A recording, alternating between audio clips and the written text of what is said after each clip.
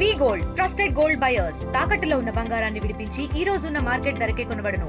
మరిన్ని వివరాలకు సంప్రదించండి 77107720. గుంతకల్లు రైల్వేలో పనిచేస్తున్నటువంటి సిఐ సతీష్ మరి అనుమానాస్పదంగా మృతి చెందారు.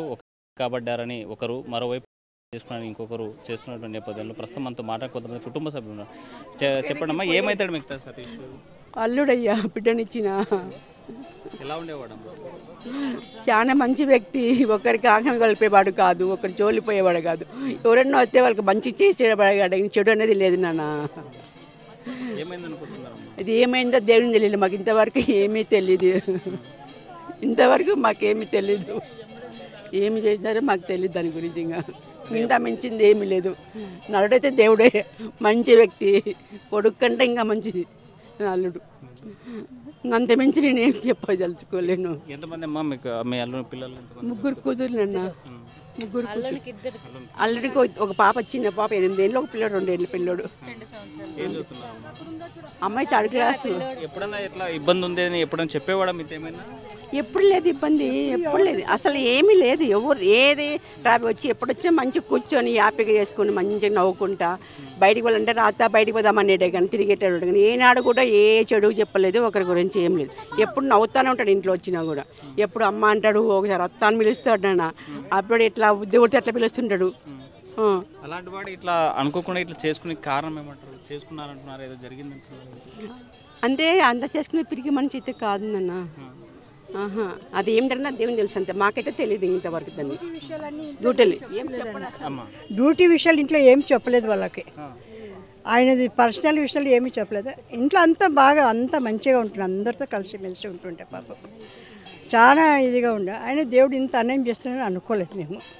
దేవుడు ఇంత సడన్గా ఇంత అన్యాయం చేయడానికి కారణం ఏమనుకుంటున్నాం? కారణం అనేది అది డిపార్ట్మెంట్ ఇది విషయాలంతా మాకు ఏమీ చెప్పలేదన్న. ఇదంతా నిజం.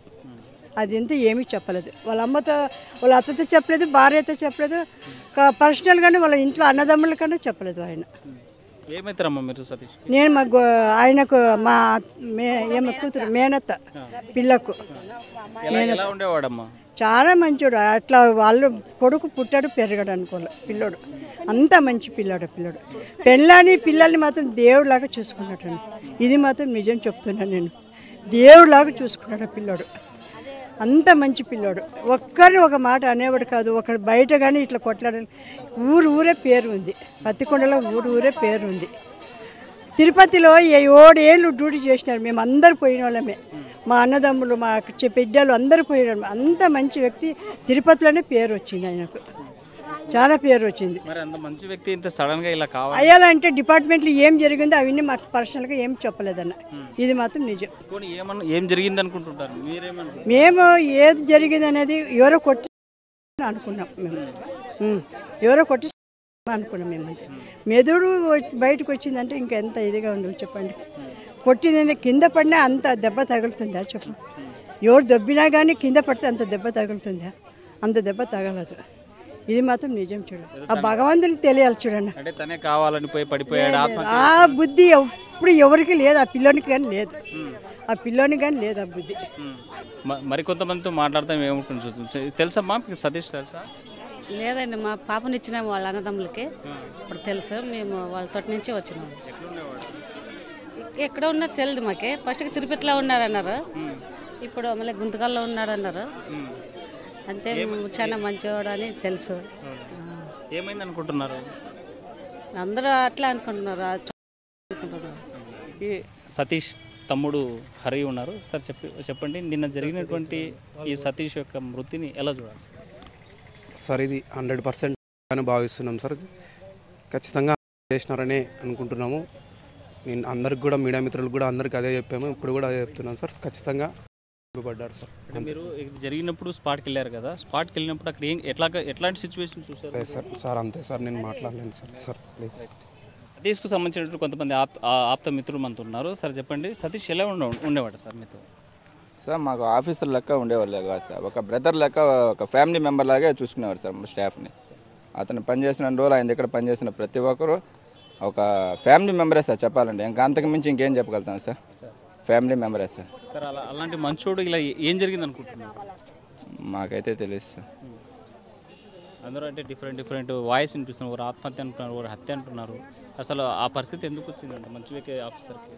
మాకైతే దాని గురించి క్లారిటీ లేదు సార్. క్లారిటీ లేకుండా ఏదంటే చెప్పకూడదు కదా సార్. ఒక మంచి వ్యక్తి మీద ఏదంటే అది మాట్లాడకూడదు సార్. డ్యూటీస్లో ఎలా ఉండేవాడు సార్? చాలా మంచి వ్యక్తి సార్, ఆనెస్ట్ పర్సన్ సార్, చాలా మంచి వ్యక్తి. ఆయన చేసే హార్డ్ వర్క్ ఇంకెవ్వరు చేయరు సార్. ఆయన చేసే హార్డ్ వర్క్ ఇంకెవ్వరు చేయరు. ఏదైనా ఒక ఆఫీసర్, హైయర్ ఆఫీసర్ ఏదైనా ఒక వర్క్ అప్పచెప్తే దాన్ని కంప్లీట్ చేసే పై ఆఫీసర్లు ఆ సార్ని మెచ్చుకుంటారు. ఆ విధంగా చేసేవాళ్ళు. బయట ఒకవేళ ఒంటిమిట్ట కళ్యాణం బ్రహ్మోత్సవాలు కానీ, అమ్మవారి బ్రహ్మోత్సవాలు కానీ, ఏదైనా కానీ అంత హార్ట్ఫుల్గా, అంత సక్సెస్ఫుల్గా చేసే మనిషి ఆయన దేవుడు గారితో ఎంత భయం భక్తులతో ఉంటాడో అది మేము చేసే ఆ సార్ చుట్టుకారు మేము చేసేవాళ్ళకి మాకు తెలుసు. అది ఆ పైన భగవంతుడు సార్. ఆ సార్ ఇట్లా అన్యాయంగా తీసుకొని పోవడం అనేది చాలా అన్యాయం సార్. అంటే నేను తిరుపతికి వెళ్ళేటప్పుడు ఏమైనా కలిసేయడం అయితే ఎప్పుడు? లేదు సార్, మేము నైట్ నిన్న ఆఫ్టర్నూన్ మార్నింగ్ 11:30 మాకు తెలిసింది. మేము డ్యూటీ చూసుకొని మేము వచ్చేసాం అంతే సార్. అంతే. అంటే అక్కడ నుండి ట్రాన్స్ఫర్ అయిపోయినారు సార్. రైల్వే డిపార్ట్మెంట్కి ట్రాన్స్ఫర్ అయిపోయినారు. మాకు అంటే ఫోన్లో టచ్లో మాట్లాడుతూ ఉంటాడు, అంతే మామూలుగా క్యాజువల్గా మాట్లాడతాం అంతే, అంతవరకే సార్. అంటే ఎప్పుడన్నా ఒత్తిడి ఉందని లేకపోతే ఇట్లా ఏమన్నా ఫీల్ అయ్యే వాళ్ళు సార్? ఎంత ఒత్తిడి ఉన్నా కూడా అది కాలు గోడుతో సహా తీసేసే మనిషి సార్. మనిషి అంత అలకోగా తీసేసే మనిషి సార్. ఎంత ఫ్రెండ్లీగా ఉండే అంత ఫ్రెండ్లీగా ఉండే మనిషి. నిజంగా చెప్పాలంటే ఒక స్టాఫ్ పరంగా కానీ, ఎవరి పరంగా కానీ, ఒక హైర్ ఆఫీసర్ల పరంగా కానీ, తక్కువ స్థాయి ఎంప్లాయీస్ వరకు కానీ, హెల్పింగ్ నేచర్ కానీ ప్రతి ఒక్కటి చాలా హానెస్ట్గా ఉండేవాడు. చాలా మాటల్లో చెప్పలేని వ్యక్తి సార్. చూసాను చాలా డిపార్ట్మెంట్లు సిన్సియర్స్ ఆఫీసర్స్ ఇట్లా అకాల మరణాలు ఇట్లా జరుగుతుంటాయి. ఏం జరుగుతుంటుంది సార్? సిన్సియర్స్ ఆఫీసర్స్ అంటే అవి మేము చెప్పలేదు సార్. పండ్లు కాసే చిట్కే కదా రాళ్ళ దెబ్బలు. దొంగ జోలికి ఎవరు బారు కదా. దొంగ జోలికి పోతే వాడు రివర్స్ అవుతాడు, మంచి వాడి దగ్గర పోతే వాడు అనిగి మనీగా ఉంటాడు. ఎలా ఉండేవాడు సార్? మాకు తెలియదు, మేము వేరే ఊరి నుంచి వచ్చినాం. మంచివాడు అంతే, ఇంకంతే, ఇంక మంచివాడు. ఇంకా ఏం జరిగింది అనేటువంటి మీరు అనుకుంటున్నారు? మాకు తెలియదు అవన్నీ, ఏం జరిగినాయి అనేది మాకైతే తెలియదు. ఏం జరిగింది అనేది మాకు తెలియదు. మా బావ అయితే మంచివాడు, ఇంకంతే. సార్ చెప్పండి, సతీష్ మరణాన్ని ఎలా చూడాలి? సతీష్ మరణం పక్కా, దాంట్లో ఏమాత్రం అనుమానం లేదు. గత ప్రభుత్వంలో మీరు చూశారు, మన వైఎస్ వివేకానంద రెడ్డి అని చెప్పేసి ఎన్నో రకాలుగా మా అందరినీ నమ్మించేటటువంటి కార్యక్రమాన్ని శ్రీకారం చుట్టారు. నిన్న జరిగినటువంటి ఇది ప్లాన్ ప్రకారంగా చేశారు సతీష్ కుమార్ని హత్య చేయడానికి కూడా ప్రధాన కారణం ఏమంటే తిరుమలలో జరిగినటువంటి పరకామని ప్రధానమైనటువంటి దాంట్లో కంప్లైంట్ దారుడు. ఈ కంప్లైంట్ దారిలో లేకుండా పోతే ఈ కేసు నీరు కారుతుందని చెప్పేసి పెద్ద తిమింగిలాలు ఉంటాయి కదా, ఆ తిమింగిలాలతో బయటకు వస్తామనేటువంటి ఒక ఆలోచన దురుద్దేశంతో ఈ రకమైనటువంటి దారుణానికి ఒడిగట్టారని చెప్పేసి మేము భావిస్తూ ఉన్నాం. ఇది పక్కా ప్రణాళికబద్ధంగా జరిగింది. పోస్టుమార్టం రిపోర్ట్లో కూడా డాక్టర్ క్లారిటీగా ఇది అని చెప్పేసి నిర్ధారించడం కూడా జరిగింది. సార్ ఇప్పుడు జరిగింది అనేటువంటి క్లారిటీగా ఫోరెన్సిక్ రిపోర్ట్ కూడా చెప్పిందని చెప్తున్నారు. మరి ఇది ప్రచారం చేయడంలో ఎవరు ఉద్దేశం దాగుంటారు? ఇది ఇంకా ఆటోమేటిక్గా ఇక్కడ ఉన్నటువంటి తిమింగిలాలు గత ప్రభుత్వంలో ఉన్నటువంటి తిమింగిలాలు ప్రభుత్వం తరపున ఉన్నటువంటి పెద్ద నాయకులంతా బయటకు వస్తారనేటువంటి ఒక దాంట్లో విష ప్రచారం చేస్తూ ఉన్నారు. అంతగాని ఇది పక్కా ప్రణాళికబద్ధంగా మర్డర్ చేశారు. దీంట్లో క్లియర్గా ఎవిడెన్స్ కూడా పోస్ట్మార్టం రిపోర్ట్లో కూడా ఇవ్వడం కూడా జరిగింది. ఇంతకంటే నిదర్శనం ఇంకేం కావాలి చెప్పండి? ఈ కుటుంబానికి ఏం చేయాలి? ఇలాంటి సంఘటన జరగకుండా ఉండాలంటే భవిష్యత్తులో ప్రభుత్వాలు తీసుకోవాల్సిన జాగ్రత్తలు ఏంటి? నాకు గౌరవ ముఖ్యమంత్రి గారి మీద ప్రధానమైనటువంటి విశ్వాసం ఉంది. గౌరవ ముఖ్యమంత్రి గారు చంద్రబాబు నాయుడు గారు ఈ ఘటన ఎంతటి వాళ్ళు కఠినంగా వ్యవహరించేటువంటి ప్రభుత్వం తెలుగుదేశం ప్రభుత్వం. ఏదేమైనా కూడా దోషులని ఖచ్చితంగా ఎక్కడున్నా కూడా దోషులు పట్టి వెలుగులోకి ఈ నిజాలు ఏంటో వెలుగులోకి తీసుకొస్తారనే నమ్మకం మాకు ఉంది. చంద్రబాబు నాయుడు గారు అన్ని రకాలుగా చర్యలు తీసుకుంటారని చెప్పేసి మేము భావిస్తూ ఉన్నాం. ఏదేమైనా కూడా ఈ కుటుంబానికి సత్వర న్యాయం చేస్తారనే ఒకటి ఆలోచనతో కూడా ఉన్నాం. ఈ కుటుంబానికి మళ్ళా సతీష్ కుమార్ కుటుంబానికి సంబంధించినటువంటి భార్య కూడా డిగ్రీ చదివింది. మరి డిగ్రీ ప్రభుత్వానికి సంబంధించినటువంటి ప్రభుత్వ ఉద్యోగం కూడా ఇవ్వాలని చెప్పేసి ఆ అమ్మాయికి మరి ఆ కుటుంబాన్ని ఆదుకోవాలని చెప్పేసి మీ ద్వారా తెలియజేస్తూ ఉన్నాం. మనతో పాటు జనసేన నాయకులు సార్, ఏం జరిగింది అనుకో ఏమనుకుంటున్నారు? ఇది పక్కా ప్రణాళికబద్ధంగా అనేటువంటిది అందరికీ తెలిసినది. ప్రాథమిక సమాచారం కూడా ప్రాథమిక నిర్ధారణ కూడా అయ్యింది. కాదంటే ఆ అబ్బాయి చాలా నిజాయితీపరుడు. ఈ కుటుంబంలో శాలివాహన వంశంలో అట్లా నిజాయితీపరుడు ముందుకు రావడం అనేటువంటి గర్వకారణంగా ఉంది. అయినప్పటికీ ఇలా జరిగింది. ఇలా జరగడం చాలా దారుణం. ప్రభుత్వం కఠినమైనటువంటి శిక్షలు వీళ్ళకి ఇవ్వాలి. గత ప్రభుత్వం చేసినటువంటివన్నీ కూడా దారుణాలే. బాబాయిని వాళ్ళకి పక్క వాళ్ళని నిర్దేశం కాదు. ఎంతమంది సాక్షులు ఉంటే, ఎన్ని కేసుల్లో ఎవరు సాక్షులు ఉంటే వాళ్ళని ఉన్నారో వాళ్ళు మాకు అర్థం కాలేదు. ఈ ప్రభుత్వము కూటమి ప్రభుత్వము చిత్తశుద్ధిగా ఉంది. ఖచ్చితంగా న్యాయం చేస్తుందని మాకు నమ్మకం ఉన్నది. అంటే హత్యలు చేయడం, ఆత్మహత్యలుగా చెప్పడం, మరోవైపు తప్పులు చేయడం, మనిషిని మట్టు పెట్టడాన్ని నిత్యం జరుగుతూ ఉంటుంది. దీన్ని ఎలా చూడాలంటారు? గత ప్రభుత్వం ఇది అలవాటే వాళ్ళకి. వాళ్ళని గురించి కొత్తగా ఆలోచించనక్కర్లేదు. ఇంకా మరొకటి ఏదైనా సాక్షులుగా వెళ్తున్నామంటే వాళ్ళని కూడా చంపేస్తారు. వాళ్ళకు ఉన్నటువంటి నైజమే అది. ఆ నైజంతోనే ప్రభుత్వం కూలిపోయింది అనేటువంటిది వాళ్ళకి ఇంకా అర్థం కావట్లేదు. అది పెద్ద ఎట్లా ఉండేవాడు సతీష్? ఎట్లా ఉండేవాడు? సతీష్ చాలా పెద్దగా ఉన్నాడు. బాగా మంచి మనిషి. ఆయన చేసే విధానాన్ని బట్టి ఆయన చేస్తే ఆయన ఓర్పు లేక ఈ పని చేసినారు. ఓర్పు చేస్తే మంచి పని చేసిన వాడిని ఎవరు వార్పలేరు. అవతల పార్టీకి కానీ ఇవతలకు కానీ మంచి చేసిన వార్పు ఉండదు. అవి చేసే పనులు చేస్తే అవతల వాళ్ళు వ్యక్తులు ఇది విధంగా చేస్తే మేము ఎన్నో పాల్పడాలా అంటే బీసీలము కుమ్మర వాళ్ళము ఏం పాల్పడాలా, ఎందువలన బాధపడాలా, ఇట్లా చేసుకుంటూ పోతే మేము ఎన్నో తట్టుకునేలా. ఏమవుతాడు మీకు సతీష్? అల్లుడవుతాడు. అంటే ఎప్పుడైనా ఏదైనా సమస్య ఉందని చెప్పుకునేవాడా? చెప్పలేదు, మాకేం చెప్పలేదు. అసలు ఆ సమస్యలే ఏం చెప్పలే. చూసుకుంటే స్థానికులతో పాటు బంధువులు ఒకటే చెప్తున్నారు, ఇది ముమ్మాటికి కాదు నిర్ధారైంది. స్థానికంగా ప్రాథమిక సమాచారం ప్రకారం పోస్ట్ మార్టం రిపోర్టు కూడా ఆ రకమైనటువంటి నివేదికలు ఇస్తుంది. దీన్ని తప్పనిసరిగా ఈ సతీష్ యొక్క మరణం వెనుక ఉన్నటువంటి నిజాలను నిగ్గు తేల్చాల్సినటువంటి అవసరం ప్రభుత్వం పైన ఉంది. అదే సందర్భంలోనే ఆ కుటుంబాన్ని ఆదుకోవాలి, తప్పనిసరిగా ప్రభుత్వం ఆ కుటుంబానికి అండగా నిలవాలని స్థానిక నాయకులు కూడా డిమాండ్ చేసేటువంటి పరిస్థితి తాజాగా కనిపిస్తుంది. విడుదల చంద్రశేఖర్తో హుసేన్, RTV, పతికొండ నుండి. అందరికీ నమస్కారం. మరి చాలా బాధాకరం. మరి ఒక CA ర్యాంక్లో ఉన్న వ్యక్తి పైన ఇలాంటి ఘటన జరగడం, దాంతోపాటు అదే కాకుండా ఆయన ఒక ఎంక్వైరీలో గత 5 ఏళ్ళుగా ఏదైతే వెంకటేశ్వర స్వామి గారి కార్యక్రమ దాంట్లో అవకతవకలు జరిగినాయో దానిపైన ఎంక్వైరీగా ఉండే మనిషిని, ఒక CA ర్యాంకర్ని మరి ఫస్ట్ క్లాస్ క్యాబిన్లో ప్రయాణం చేస్తుంటే మరి అట్లాంటి వ్యక్తిని దొరికించుకొని ఇంత ఘటన చేయడము జరగడం చాలా బాధాకరం. దీనిపైన కంపల్సరీ గవర్నమెంట్ తరఫు నుంచి ఎంక్వైరీలు కమిషన్లు పెట్టియాలా.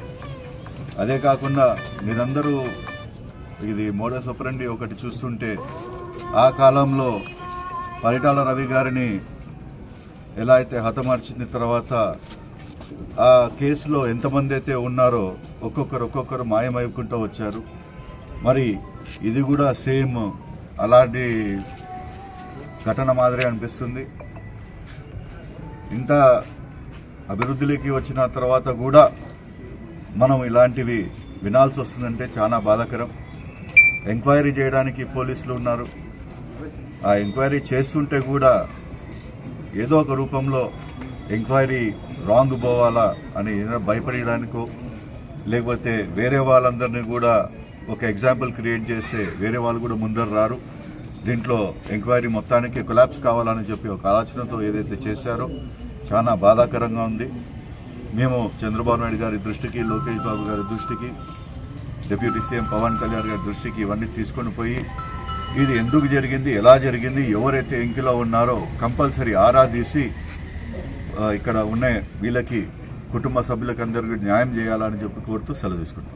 టీటీడీకి సంబంధించి పరకామన్లో అక్కడ విజిలెన్స్ ఆఫీసర్గా పనిచేస్తున్న సతీష్ కుమారు ఆయన గతంలో అక్రమాలు జరిగినాయని చెప్పిన కేసులో విచారణకి ఆయన సాక్షిగా వెళ్తున్న నేపథ్యంలో మరి రైల్లో నుంచి కిందికి పడి చేసుకున్నాడని కొంతమంది అంటున్నారు. అయితే ఇప్పటికే చాలా అతి దారుణంగా మరి అతన్ని అని చెప్పి ఇది కూడా పోలీసు వాళ్ళు చెప్తున్నారు. ఇది ఎంత అధ్వానంగా ఉందంటే ఈరోజు చాలా పవిత్రమైన దేవాలయము తిరుపతి దేవస్థానము, ఇంత పవిత్రంగా ప్రజలు ఆ విధంగా ముడుపులు చెల్లించుకుంటున్న ఆదాయాన్ని ఈరోజు టీటీడీ దేవస్థానంలో ఇది అక్రమార్కులకి, అక్రమంగా సంపాదించే వాళ్ళకి దేవుని మీద ఎలాంటి భక్తి లేదు, వాళ్ళు దేవుని కొలగొట్టి ఇది ఒక అడ్డాగా మారిందని చెప్పి మేము భావిస్తున్నాం. గతంలో లడ్డు సంబంధించి చూసినాము. లడ్డు చాలా పవిత్రంగా మరి భక్తులు కళ్ళకద్దుకొని ఎంతో పవిత్రంగా దాన్ని స్వీకరిస్తారు. అట్లాంటి లడ్డు కూడా మరి అది కల్తీ అయిందని, కల్తీనే ఊరినే మామూలు కల్తీ కాకుండా ఇంకా మందు పోయి ముఖ్యమంత్రి గారు ఇది జంతువుల కొవ్వును కలిపినారని చెప్పి ఆయన అనడం, ఇట్లాంటివి చాలా ఇవన్నీ చూస్తుంటే ఈరోజు టీటీడీ దేవస్థానానికి సంబంధించి అక్కడ అనేక రకాలుగా అక్రమాలు జరుగుతున్నాయి. దీన్ని తక్షణం మరి ఇది ఎవరి మీద బాధ్యత ఉంటే ప్రభుత్వం మీదే బాధ్యత ఉంది. మన ముఖ్యమంత్రి చంద్రబాబు నాయుడు గారు మరి రోజు ఆయన విదేశాలు టూర్ చేయడము, లేదంటే పారిశ్రామికవేత్తలతో సమావేశాలు పెట్టడము, అక్కడ మరి రకరకాలుగా ఒప్పందాలు చేసుకోవడము, ఇది చూస్తున్నారు తప్ప ఈరోజు చాలా ప్రధానమైనది ఏమంటే మన వ్యవసాయ రంగాన్ని కానీ, ఈ పంటల పరిస్థితి కానీ, ప్రజలు ఎదుర్కొంటున్న సమస్యల గురించి, సామాన్య ప్రజలు ఎదుర్కొంటున్న సమస్యల గురించి పట్టించుకోవడం లేదు. ప్రధానంగా దీన్ని ఈరోజు ఈ సతీష్ కుమార్ హత్యోద ఉదంతము చాలా సీరియస్గా ఉంది. ఇది భక్తుల మనోభావాలను కూడా దెబ్బతీస్తుంది. ఎందుకంటే మేము అక్కడ దేవునికి సమర్పించే కానుకలు ఈ విధంగా దుర్వినియోగం అవుతున్నాయనేది కూడా వస్తుంది.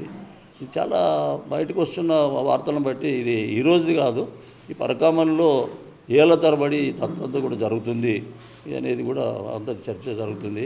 కాబట్టి దీన్ని సమగ్రంగా విచారణ చేయాలంటే ఈరోజు సిఐడికి అప్పచెప్పినారు. సిఐడి ఉండింది ఇంతకుముందు, ఇప్పుడు మరి సిఐడి లేదంటే గత ప్రభుత్వం ఈ కేసు మూసేసింది. ఈ ప్రభుత్వం తిరిగి దీన్ని రీఓపెన్ చేసి దీన్ని మరి ఎంక్వైరీకి పెడుతుంది. అంటే ప్రభుత్వాలు మారినప్పుడు విధానాలు మారుతున్నాయి. ఇది కరెక్ట్ కాదు, విధానాలు మారకూడదు. ఏదేమైనా ప్రభుత్వాలు ఖచ్చితంగా దాన్ని బయటికి తీసి తక్షణం కఠిన చర్య తీసుకోవాల్సిన అవసరం ఉంది. అంతేకాకుండా ఈరోజు ఈ సతీష్ కుమారు అతి చిన్న వయసులోనే దారుణంగా పడినాడు. పోలీసు వాళ్ళే వాళ్ళంతా ఎంక్వైరీ చేస్తుంటే, ముఖ్యంగా వైద్యులు కూడా వాళ్ళంతా కూడా పరిశీలన చేసిన తర్వాత ఇది హత్య అని చెప్పి వాళ్ళు ప్రాథమికంగా ఒక నిర్ధారణకు వస్తున్నారు. ఇది మరింత లోతుగా దీన్ని అంతా కూడా తీసి రేపో ఎల్లుండో అన్ని రకాలు కూడా వివరంగా వస్తుంది. ఏదేమైనా ఇది చాలా సమగ్ర విచారణ చేయాలంటే ఇది సిఐడి కాదు, మా అభిప్రాయం అయితే సిబిఐకి అప్పచెప్పాలా. సిబిఐకి అప్పచెప్పాలా. అదే అంతేకాకుండా ఈరోజు అతి చిన్న వయసులోనే తన జీవితాన్ని కోల్పోయినాడు. వాళ్ళ కుటుంబ సభ్యులంతా కూడా అతని మీద ఆధారపడి జీవనం చేస్తున్నారు. చాలా భవిష్యత్తు కూడా ఉన్న ఆఫీసర్ అతను. మరి ఇట్లాంటి అతని భవిష్యత్తుని అది కూడా దారుణంగా దెబ్బతీయడం జరిగింది. అందుకే ఈ కేసుని సమగ్రంగా విచారణ చేయాలని చెప్పి సిబిఐకి అప్పచెప్పాలని, అంతేకాకుండా ఈయనకి నష్టపరిహారంగా ఈ కుటుంబానికి ₹1 కోటి ఇవ్వాలని చెప్పి ఆ కుటుంబంలోని ఆయన మరి కుటుంబ సభ్యులకి అండదండగా ప్రభుత్వం ఉండాలా. అదేవిధంగా ఆయన సంతానానికి, కుటుంబంలో ఉన్న పిల్లలకి ఒక కొడుకు ఒక కూతురు ఉన్నారు. వాళ్ళకి ప్రభుత్వమే విద్య వైద్యం అంతా కూడా వాళ్ళకి అందించి మంచిగా ప్రభుత్వంలో ఉద్యోగం కూడా ఇవ్వాలని చెప్పి మేము భారత కమ్యూనిస్ట్ పార్టీ తరఫున ఈ ప్రభుత్వాన్ని డిమాండ్ చేస్తున్నాం. చరిత్ర సృష్టించినోడు